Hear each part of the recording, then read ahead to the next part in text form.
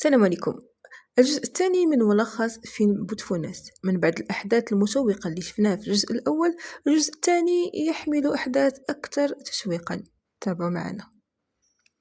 من بعد ما جاء محنت للدار، من بعد ما ضربوه وخونوا له البقرة، كتنوض المرا ديالو كتقول له مالك جيتي بكري اليوم، واش بعتي البقرة؟ كيقول لها واه بعتها، وكتقول له فر المصروف، فر الخضره، في اللحم. قال لها اليوم ما كاينش سوق نتاع الخضره، كاين غير السوق نتاع البقر. قال لها الفلوس ها هما راني دايرهم تحت القبيه ديالي، اجي هزيهم وشوفيهم. من جات دير هكا على راسو وهي تشوف الدم، قالت له شنو صرالك؟ قال لها راني قلت لك رايك عوج، ها هما دابا ضربوني وخونوا لي البقره. فيونا قال لها سيري جيبي ديك